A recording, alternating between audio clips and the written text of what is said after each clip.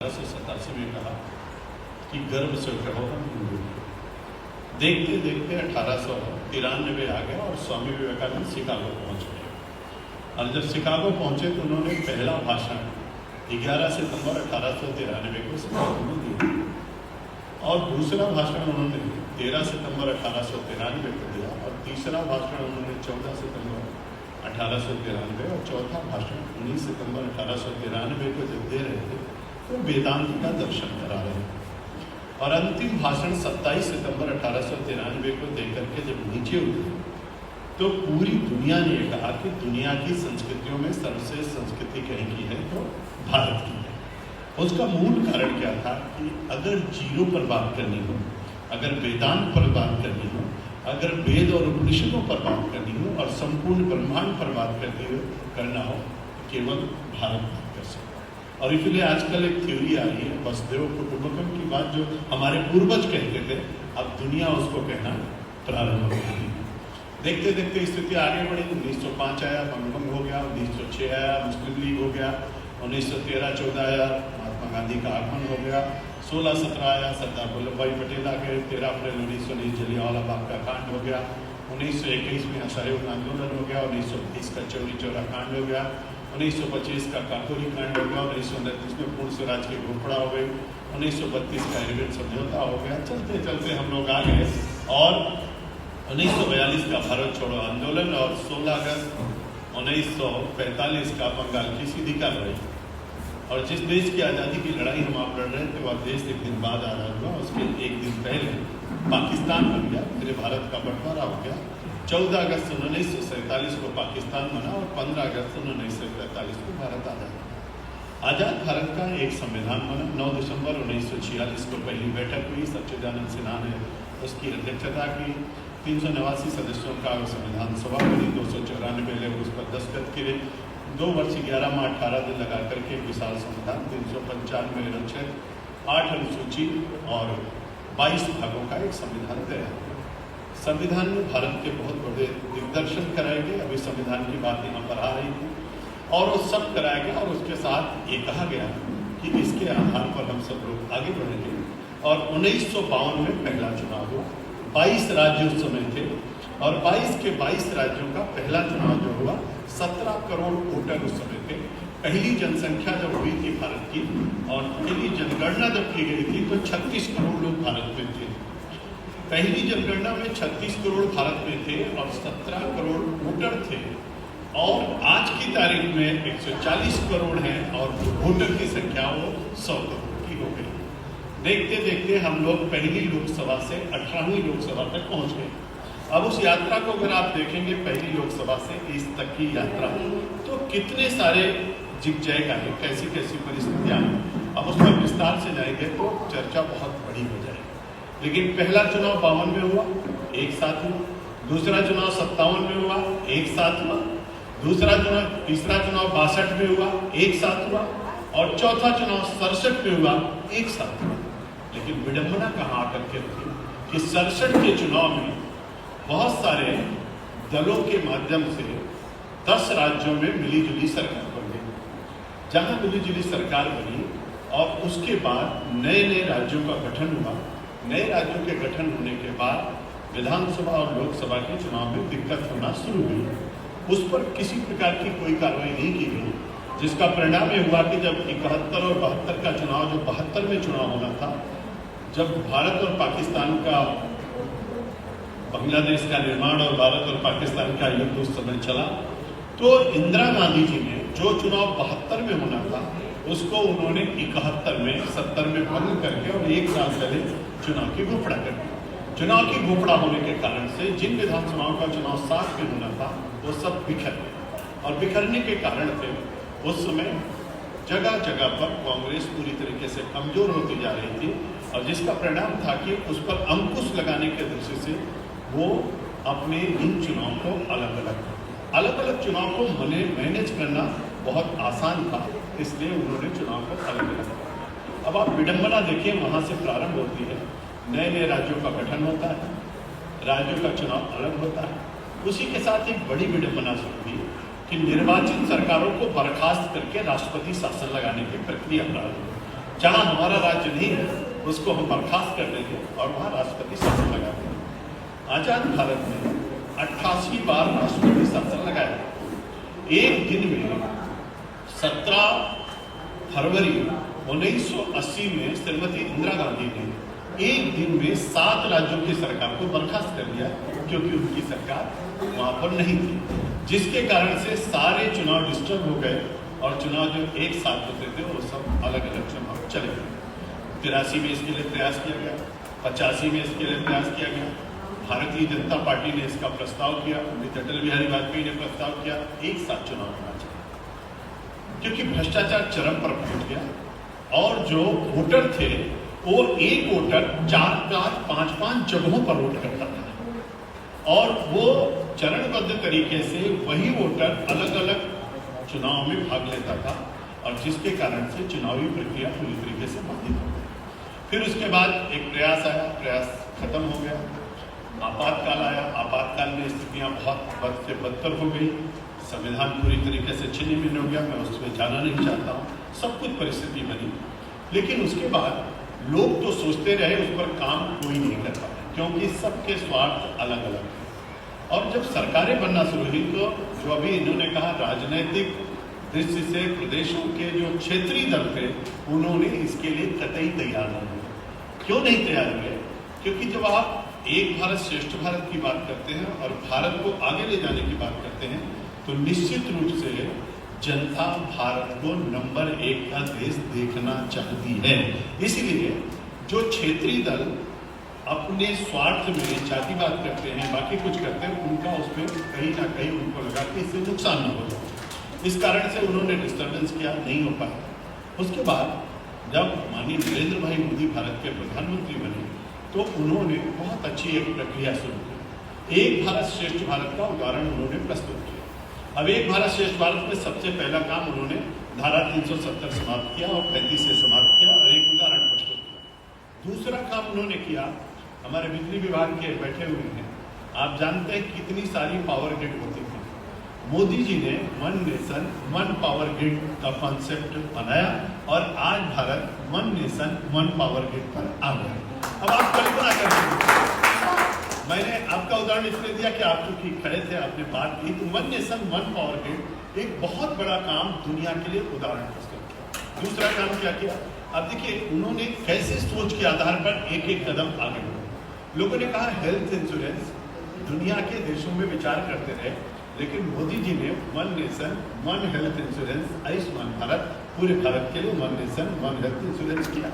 अब तीसरी बात उन्होंने क्या किया, लोग मानते थे कि 1 राइट 1 पेंशन, 1 नेशन 1 पेंशन, उसके आधार पर 1 राइट 1 पेंशन का कॉन्सेप्ट भी उन्होंने ला करके उसको पूरा किया।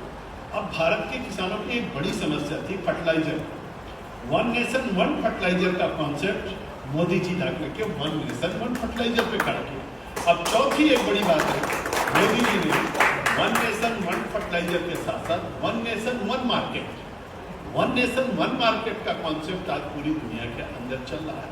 फिर मोदी जी ने आगे क्या किया कि 1 नेशन 1 मार्केट के साथ साथ उन्होंने 1 नेशन 1 टैक्स, जीएसटी, एक देश एक कर प्रणाली पूरे भारत के लिए उन्होंने लागू की।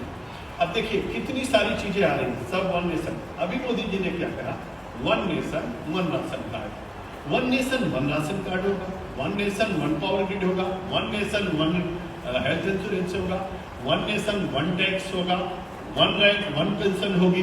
अब आप सोचिए कि इस कॉन्सेप्ट के आधार पर उन्होंने फिर अंतिम रूप से देखा कि भारत में जो अस्थिरता है, जो सबसे बड़ी दिक्कत हो रही है और भारत के खजाने का सबसे ज्यादा पैसा जिस पे खर्च हो रहा है वो चुनाव है, और चुनाव पे इतना बड़ा पैसा खर्च हो रहा है और मैन पावर का utilisation, man power, military power, police power और प्रशासनिक पावर का जो मैक्सिमम यूटिलाइजेशन हो रहा है वो केवल चुनाव के लिए हो रहा है।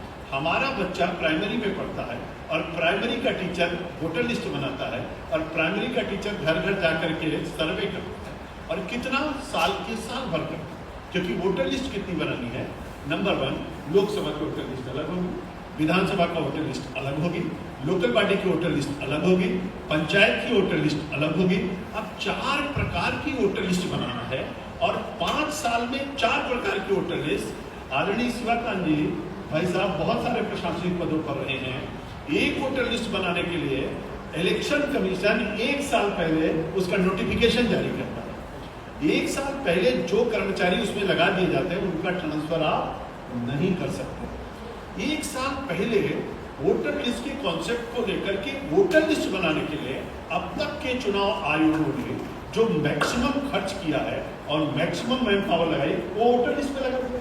अब दूसरा कॉन्सेप्ट है वोटर लिस्ट के साथ साथ हमको आपको सबको मिलकर के पोलिंग स्टेशन बनाना है, पोलिंग बूथ बनाना है, मैन पावर लगाना है, पूरी मशीनरी, पूरी की पूरी मशीनरी साल के साल भर केवल चुनाव प्रक्रिया में लगा करके हमारे अब की बार के चुनाव में अभी जो आंकड़ा आया है, आपके पास अच्छे आंकड़े होंगे, 75 लाख कर्मचारी। आप कल्पना करो इतने कर्मचारी इलेक्शन के दौरान लगाए। इलेक्शन से पहले जो लगाए गए उसकी बात छोड़ दीजिए, इलेक्शन के दौरान लगाए गए। अब आप कल्पना करिए अगर प्राइमरी का विद्यालय, हमारा ग्राम सेवक, हमारा रोजगार सेवक, हमारे ग्राम पंचायत के अधिकारी, हमारे सारे डिपार्टमेंट के लोग केवल वोटर लिस्ट साल भर बनाएंगे तो बाकी डिपार्टमेंट का क्या होगा। तीसरा एक बड़ी बात है, हम सेक्टर मजिस्ट्रेट बनाते हैं, हम व्यवस्थाएं बनाते हैं, किसको किसको लगाते हैं, जितने डिपार्टमेंट के लोग हैं वो सब उसमें इन्वॉल्व हो जाते हैं और साल भर हम केवल चुनाव कराते हैं।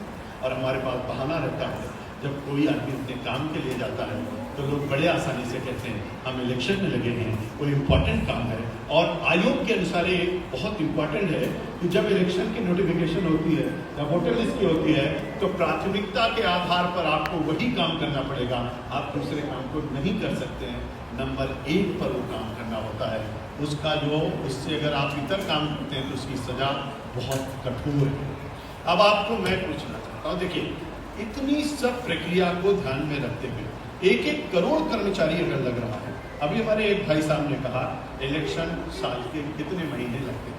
अब देखिए 4 इलेक्शन 1825 दिन 5 साल में होते हैं, 365 को मल्टीप्लाई करिए तो आपको 1825 दिन मिलेगा। 1825 दिन में से लोकसभा का इलेक्शन 1 साल पहले स्टार्ट हुआ, अगर 3 महीने का इलेक्शन ही मान लो और विधानसभा का इलेक्शन 3 महीने का मान लो और लोकल बॉडी का इलेक्शन 3 महीने और पंचायत का चुनाव 3 महीने, तो हमारा 312 और 12 महीने को अगर मान लो तो हमारे 365 दिन तो इलेक्शन के जो एकदम प्रचार प्रसार के दिन है उसके लिए चाहिए, नोटिफिकेशन से लेकर के नेक्स्ट नोटिफिकेशन तक। अब हमारे 1825 दिन में से इतने दिन चलेंगे, उसके बाद जो बाकी कामों के लिए व्यवस्था है उसको हम अलग जोड़ दें। तो मैं बड़ी विनम्रता से कहना चाहता हूं कि 5 साल में से कम 2 से 2.5 साल केवल इलेक्शन में लोग लगते हैं। सबसे ज्यादा पैसा आप कल्पना करिए कि अभी जो हमारी सकल घरेलू उत्पाद है जिसको हम जीडीपी कहते हैं, जीडीपी का 1.5% केवल इलेक्शन पर खर्च। 1.5% जीडीपी का इलेक्शन पर खर्चा होना, आप कल्पना करिए कि अभी रिपोर्ट आई है, उस रिपोर्ट के आधार पर इतने पैसे में हम स्वास्थ्य विभाग, शिक्षा विभाग, बाकी सब विभागों की पूरी व्यवस्था सुधार सकते हैं और सारा पैसा इलेक्शन में जाता है। अभी ये रिपोर्ट आई है कि जो अब की बार का इलेक्शन हुआ लोकसभा का 2024 का, उस इलेक्शन में 1.35 लाख करोड़ रुपए इलेक्शन में खर्च हुआ। अब 1.35 लाख करोड़ रुपए इलेक्शन में हमने खर्च किए। 2019 का जो इलेक्शन हुआ था उससे 55 से 60 हजार करोड़ रुपए इलेक्शन में ज्यादा खर्च हो गया। जो अभी 5 राज्यों का चुनाव हुआ था उस पर 1760 करोड़ रुपए हम लोगों ने खर्च किए। अब 400 बार जब से देश आजाद हुआ अभी तक लोकसभा और विधानसभाओं के चुनाव जो है 400 बार हो चुके और इस आधार पर चुनाव में 4 से 5 लाख 7 लाख करोड़ रुपए इलेक्शन पर व्यय किया गया। इलेक्शन पर इतना व्यय होना, कर्मचारियों का पूरा इन्वॉल्वमेंट होना, समय का उपयोग होना, परियोजनाओं का रोक देना, विकास कार्यों को ठप कर देना और केवल चुनाव में रहना और चुनाव को धंधा बना देना, भ्रष्टाचार का केंद्र बना देना, ये बहुत बड़ा एक अभिशाप बन गया। और इसलिए प्रधानमंत्री जी ने क्या कहा, भाई एक बार चुनाव होना चाहिए, अगले 5 साल तक चुनाव से मुक्ति होनी चाहिए, जनता को बार बार परेशान नहीं करना चाहिए। और वोटर लिस्ट कैसे बनती है, मैं बड़ी विनम्रता से कहना चाहूँगा, हम बस्ती के रहने वाले हैं तो हम बस्ती में भी वोट डालेंगे, हम लखनऊ में भी वोट डालेंगे, हम अपने वोटर लिस्ट को अपने हिसाब से बनाएंगे। लोग बाराबंकी वाले आकर लखनऊ में भी वोट डालेंगे, वहाँ भी वोट डालेंगे। उसका कारण क्या है, आप वोटर लिस्ट को उठा करके देखोगे तो आपको पता चलेगा कितनी कितनी बार लोग वोट करते हैं। आप देखिए, पंचायत के चुनाव में अलग वोट करेंगे, नगर निगम का चुनाव होगा तो लखनऊ में वोट करेंगे, और गांव का चुनाव होगा तो वहां जाके वोट करेंगे। जबकि कहा गया कि एक वोटर कार्ड, एक जगह का वोटर कार्ड, एक जगह वोटर लिस्ट में नाम होना चाहिए। उसके कारण से आप जरा इसको दूसरी दृष्टि से देखिए कि जिनको दुरुपयोग करना है, आपको नहीं लेकिन जिनको करना है, आप लोग समझ रहे होंगे, वो भारी मात्रा में इसका दुरुपयोग करते हैं, और जिसके कारण से जो पवित्र और शुचितापूर्ण चुनाव की बात हम करते हैं वो नहीं हो पाता है। अब तीसरी बहुत महत्वपूर्ण बात है, कर्मचारियों का, फाइनेंस का और इन सब चीजों को ध्यान में रखते हुए आगे की व्यवस्था बनाने के दृष्टि से लोगों ने कहा कि दुनिया के ऐसे जो विकसित देश हैं उनका चुनाव एक बार होगा। स्वीडन का आप चुनाव देख लीजिए, एक बार होगा। अभी 2018 में चुनाव होगा। वोटर कैसे, एक बार जब चुनाव देने की बारी आती है, जब रोज रोज चुनाव होता है तो वोटर वोट डालने भी नहीं जाता, बड़ी निष्क्रियता रहती है। कितना परसेंट हुआ, तो लोगों ने कहा लखनऊ में तो 33%, 35% वोट पड़ा। क्यों ऐसा हुआ? लोग रोज रोज वोट डालने नहीं जाते, ऊब गए। अब उसके बाद स्वीडन की बात जब आई तो उन्होंने 83.2% पर वोटिंग परसेंटेज हुआ। और उसके बाद दक्षिण अफ्रीका का चुनाव एक बार में हुआ। अमेरिका, जितने विकसित देश हैं वन नेशन वन इलेक्शन पे चल रहे हैं। ब्राजील का चुनाव एक बार में, अमेरिका का चुनाव एक बार में, इंडोनेशिया का चुनाव एक बार में, जापान का चुनाव एक बार में, दक्षिण अफ्रीका का चुनाव एक बार में, स्वीडन का चुनाव एक बार में, सबका चुनाव एक बार में, और भारत का चुनाव साल के 12 महीने चलता है। हर समय चुनाव पे चुनाव, चुनाव पे चुनाव। पहले लोकसभा का चुनाव करो, फिर उपचुनाव करो, फिर विधानसभा का चुनाव करो, फिर नगर निगम का, फिर नगर पंचायत, नगर पालिका, लोकल बॉडी करो, फिर पंचायत का चुनाव करो, और फिर सहकारिता का चुनाव करो। रोज हर दिन चुनाव में लिप्त रहो, बाकी सब काम ठप है, केवल चुनाव चुनाव चुनाव चुनाव, जिसका परिणाम हुआ मेरा भारत बहुत पिछड़ गया। मैं आपको एक आंकड़ा देना चाहता हूँ। आज दुनिया की जो इकोनॉमी है उसके आधार पर जरा विचार करके देखिए। लोगों ने कहा कि ये जो $5 ट्रिलियन की इकोनॉमी बनाना है, आज अमेरिका की इकोनॉमी जो है 28 से 29 ट्रिलियन डॉलर की, चाइना की इकोनॉमी जो है वो 19 ट्रिलियन डॉलर है, और भारत की इकोनॉमी हम 3.5 पौने 4 पे खड़े। हम 5वीं अर्थव्यवस्था बन गए, लेकिन हमारी इकोनॉमी कहाँ है? उसका कारण क्या है कि हम अनावश्यक रूप से बहुत सारा पैसा खर्च करें, मसल्स पावर का यूज करें। जब बार बार चुनाव होता है, अलग अलग चुनाव होता है, तो वही कुछ मसल्स पावर है जो अलग अलग जगहों पे जाके चुनाव को प्रभावित करते हैं, और उन प्रभाव के कारण से भ्रष्टाचार भी चरम पड़ जाता है, और हर चुनाव को लोग धंधा बना करके उसमें काम करते हैं। इसीलिए प्रधानमंत्री जी ने विचार किया कि वन नेशन वन इलेक्शन भी होना चाहिए, और उसके लिए उन्होंने एक समिति का गठन किया। और देखिए, समिति भी किसके नेतृत्व में गठित किया? 2023 में आदरणीय पूर्व राष्ट्रपति रामनाथ कोविंद जी के नेतृत्व में बनाया। बहुत बड़े बड़े लोग उसमें रखे गए, और उस कमेटी में हमारे गृह मंत्री भी थे, गुलाम नबी आजाद कांग्रेस पार्टी के थे, के जी थे उसमें, हमारे जितेंद्र सिंह थे, हमारे बहुत सारे लोग उसमें थे, और सब लोगों ने उसकी तैयारी की। आप जरा भारत की तैयारी के विषय में और इस इलेक्शन के बारे में लोगों के ओपिनियन क्या है, मैं आपको बताना चाहता हूँ। लोगों ने 191 दिन तक उस पर काम किया, और कुल 18,626 पन्ने की एक रिपोर्ट तैयार की, और उसमें जो उन्होंने ऑनलाइन फीडबैक लिया भारत से, उसमें लगभग 83% लोगों ने वन नेशन वन इलेक्शन का समर्थन किया। 83%। उसके बाद उन्होंने जितने रिटायर्ड चीफ जस्टिस थे, रिटायर्ड सुप्रीम कोर्ट के जज थे, उनसे जब उन्होंने फीडबैक लिया तो 100% लोगों ने कहा कि वन नेशन वन इलेक्शन होना चाहिए। उसके बाद उन्होंने निर्वाचन जो हमारे आयोग है, चुनाव आयोग, उसके मुख्य आयुक्तों से पूछा, रिटायर्ड और जो उसमें काम किए, उन्होंने 100% कहा कि वन नेशन वन इलेक्शन होना चाहिए। उसके बाद उन्होंने उच्च न्यायालय के जितने भी हाई कोर्ट हैं भारत के, उनके सबके जजों से बात किया, उसमें से 75% जजों से बात हो पाई। 75 के 75% ने कहा कि 1 नेशन 1 इलेक्शन होना चाहिए। फिर राज्य के जितने निर्वाचन आयोग थे उनसे भी उन्होंने बात किया, उन्होंने कहा 1 नेशन 1 इलेक्शन होना चाहिए। फिर उन्होंने इसका पक्ष विपक्ष देखा, सारी बातचीत किया, फिर राजनीतिक पॉलिटिकल पार्टियों से बात की। 47 पॉलिटिकल पार्टियां जो भारत की नेशनल स्टेट की इंपॉर्टेंट पॉलिटिकल पार्टियां थी, उसमें से 32 पॉलिटिकल पार्टियों ने कहा 1 नेशन 1 इलेक्शन होना चाहिए। अब आप कल्पना करिए, सबकी ओपिनियन आने के बाद तब उसको ले जा करके हमारे यहाँ रिपोर्ट को राष्ट्रपति को सौंपा गया और 18,626 पेज की रिपोर्ट राष्ट्रपति को सौंपी गई। और उसके बाद राष्ट्रपति की सहमति के बाद तब 12 दिसंबर 2024 को वो रिपोर्ट नरेंद्र भाई मोदी ने कैबिनेट से पास किया और 17 दिसंबर 2024 को वो पार्लियामेंट में प्रस्ताव के रूप में, संशोधन के रूप में 129वां संवैधानिक संशोधन के दृष्टि से पार्लियामेंट में रखा गया, लोकसभा में, और लोकसभा के लोगों ने उसको बहुमत के साथ पास कर दिया। लेकिन भारतीय जनता पार्टी एक लोकतांत्रिक पार्टी है, जब राज्यसभा में प्रस्ताव गया तो राज्यसभा में प्रस्ताव जाते ही 100% राज्यसभा में पास हो जाता, लेकिन अमित भाई साहब खड़े हुए और उन्होंने कहा नहीं, इसको ज्वाइंट पार्लियामेंट्री कमेटी में देना चाहिए और एक बार भारत की ओपिनियन इस पर लेनी चाहिए, जनमत लेना चाहिए और जनता के बीच में इसको लेकर के जाना चाहिए, उसके बाद हम इस प्रस्ताव को पास करेंगे। उन्होंने इसको ज्वाइंट पार्लियामेंट्री कमेटी में रिपोर्ट दे दिया और वहां से लेकर के हम सब लोग जनता के बीच में जा रहे हैं।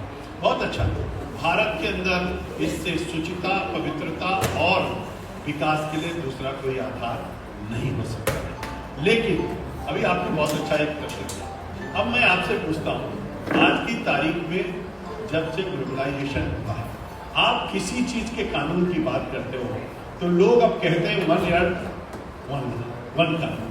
अब तो पूरी दुनिया का कानून एक बनने जा रहा है, अब तो पूरी दुनिया के बारे में एक बारे में लोग सोच रहे हैं। स्टेट की जितनी भी आवश्यकताएं हैं, कोई भी political party, Bharatiya Janata party आज भारत में शासन कर, सबसे ज्यादा सांसद भाजपा के पास है, 21 राज्यों में भाजपा की सरकार है और हर स्टेट की चिंता करने के लिए मंत्री, मुख्यमंत्री व्यवस्था है, पार्टी की अपनी इकाई है, क्या उनकी नीड है, क्या आवश्यकता है, उसके आधार पर घोषणा पत्र बनता है।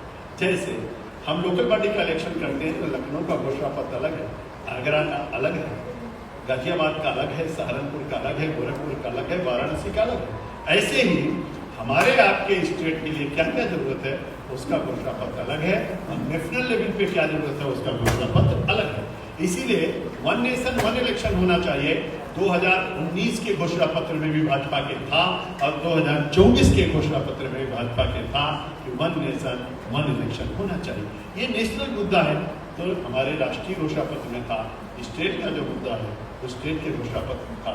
आप स्टेट को इग्नोर करके कभी आगे नहीं बढ़ सकते हो, स्टेट को साथ में बिना लिए आप चल नहीं सकते हो, क्योंकि ये जो हमारे आपका भारतीय संविधान है और व्यवस्थाएं हैं उसमें हमको आपको व्यवस्था करनी पड़ती है, इसलिए उसको इग्नोर कभी किया ही नहीं जा सकते। इस आधार पर भारत में एक मंशा बनी, सबके लोगों के बीच में लोग चाह रहे हैं। इस आधार पर लोगों का चिंतन है कि वोटर लिस्ट एक होनी चाहिए, एक समय में चुनाव होना चाहिए, 3 महीने में चुनाव का समापन होना चाहिए, 100 दिन के अंदर लोकल बॉडी और उसका चुनाव कराया जाना चाहिए, इस आधार पर व्यवस्था होनी चाहिए। और 356 का जो दुरुपयोग है, जिसके आधार पर 88 बार राष्ट्रपति शासन लगा, अगर कोई सरकार कहीं भंग होती है तो उन्होंने कहा कि जितने दिन के लिए समय बचा है उतने दिन के लिए चुनाव होना चाहिए, जिससे अगला चुनाव फिर से साथ में होना चाहिए, अलग अलग चुनाव नहीं होना चाहिए। इतने बड़े चिंतन के आधार पर ये रिपोर्ट तैयार की गई। इसमें बहुत सारे लोग अपनी लीगल ओपिनियन भी दे रहे हैं, बहुत सारे लोग अपने फीडबैक भी दे रहे हैं, जैसे आपने सुझाव दिया लोकसभा और विधानसभा का। कोई बेनिफिट नहीं है। आप जब इस बात को कहते हैं तो वहीं पर सारी चीज़ें रुक जाती हैं, क्योंकि फिर लोकल लेवल पे लोग कहते हैं फिर हमारा नगर निगम लोकल बॉडी अलग होना चाहिए, पंचायत अलग होना चाहिए, विधानसभा अलग होना चाहिए, लोकसभा अलग होना चाहिए, फिर आकर के हम वहीं खड़े हो जाते हैं जहाँ से हम चले थे। इस आधार पर विचार करने के बाद जिस तरीके का चिंतन चल रहा है उसके आधार पर आने वाला भारत पूरी दुनिया का नेतृत्व करे, विकसित भारत का सपना साकार हो, $5 ट्रिलियन की इकोनॉमी बने, एक समृद्धशाली भारत तैयार हो और हमारे जो आने वाली पीढ़ियों को जो आवश्यकता उसकी पूर्ति हो, उसके सबके लिए आवश्यक है वन नेशन वन इलेक्शन हो, जिसके आधार पर विकास की गति को हम तेज गति से। मैं समझता हूँ ये भारत के लिए, भारत के लोगों के लिए, संविधान के दृष्टि से और आने वाली पीढ़ी के दृष्टि से इससे ज़्यादा उपयोगी दूसरी कोई चीज़ नहीं हो सकती है।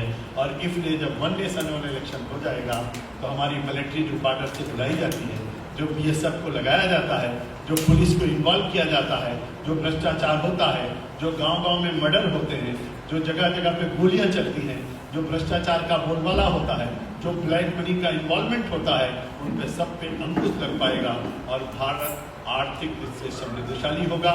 और जो 1.5% GDP का चुनाव में जा रहा है वो हमारे विकास में जाएगा और हमारा स्वास्थ्य अच्छा होगा, हमारी शिक्षा होगी, हमारे आधारभूत ढांचे खड़े होंगे और हम भारत को स्वर्णिम भारत बना पाएंगे और फिर से मेरा भारत सोने का चिड़िया बनेगा। इसलिए निश्चित रूप से मैं आप सबसे प्रार्थना करूंगा, आप बहुत बुद्धिजीवी हैं, आप सब लोग भी भारत में एक जनमानस को तैयार करिए, सबको लेकर के चलिए। पूरी दुनिया के कई देश ऐसे हैं जो भारत को स्थिर नहीं देखना चाहते, राजनीतिक स्थिरता हो, दुनिया के कई देश नहीं देखना चाहते। आप लोग रोज टीवी पर देखते हैं और न्यूज़ में पढ़ते हैं और उनकी इच्छा है कि कभी भी एक भारत एक चुनाव ना होने पाए, वन नेशन वन इलेक्शन ना होने पाए, क्योंकि उनको घुसने का आधार मिलेगा और उनके हमारे आपके पॉलिटिकल जो राजनीतिक स्थिरता है उसको अस्थिर करने का अवसर प्राप्त होगा और हमारी सारी मशीनरी इसी चुनाव में लगी रहेगी, हमारे सारे काम ठप रहेंगे, डेवलपमेंट होगा नहीं, सब काम रुक जाएंगे और हमारा भारत पिछड़ता चला जाएगा। लेकिन मित्रों, अब समय आ गया है, भारत न रुकेगा, न भारत झुकेगा, न भारत पिछड़ेगा। अब भारत तेज गति के साथ आगे चलेगा और इसलिए वन नेशन वन इलेक्शन के आधार पर फिर से भारत अंगड़ाई लेकर के खड़ा होगा। स्वर्णिम भारत और अद्भुत भारत फिर से विश्व गुरु पद वाला भारत तैयार होगा और 2047 में जो मोदी जी ने कहा विकसित भारत का सपना साकार होगा। विरासत से विकास की हम यात्रा करेंगे और जो हमारी पुरानी चीज़ें हैं उस पर गर्व और गौरव करेंगे, उस चीज़ को लेकर के आगे बढ़ेंगे। आप सब आए, आप सबका धन्यवाद, आभार। बहुत अच्छा सुझाव आपने दिया। मैं जलते हुए प्रकाश से कहूँगा कि शुभम करोति कल्याणम आरोग्यम धनसंपदा शत्रुबुद्धि विनाशाय दीपक ज्योति नमोस्तुते दीपक ज्योति प्रोब्रह्मा दीपक ज्योति नाथा दीपो हरते पापम गणपत ज्योति नमोस्ते। हे प्रकाश देवता, सबके दिमाग को ऐसा प्रकाशित कर दीजिए कि वो सब अच्छी सोच के आधार पर भारत को तेजी के साथ आगे बढ़ता हुआ देख पाए और हमारा भारत प्रगति करे और भारत की संस्कृति, भारत की सभ्यता, भारत का संस्कार, भारत का जात, भारत की वाणी, भारत का विचार पूरी दुनिया में छा जाए और फिर से मेरा भारत उसी रूप में खड़ा हो जाए। जब दुनिया के लोग आंख नहीं खोले थे तो भारत था, जब दुनिया में विश्वविद्यालय नहीं थे तो तक्षशिला नालंदा हमारे पास था, जब दुनिया जीरो नहीं जानती थी तो भारत ने खोजा था, जब अंक की पहचान नहीं थे तो भारत ने बताया था, जब योग जानते नहीं थे लोग तो भारत ने सिखाया था, जब मंत्र की पता नहीं तो गायत्री महंत मंत्र यहाँ पर बन गया था, जब लोग किताब लिखना नहीं जानते थे, अक्षर नहीं जानते थे, तब हम ऋग्वेद, यजुर्वेद, सामवेद, अथर्ववेद की रचना कर दिए थे। तो अद्भुत भारत है, दिव्य भारत है, फिर से भारत महान बने। इसलिए वन नेशन वन इलेक्शन के सपने को हम लोग साकार करें और मोदी जी के हाथों को मजबूत करें। आप सबको प्रणाम, बहुत बहुत धन्यवाद, नमस्कार, जय हिंद, जय भारत।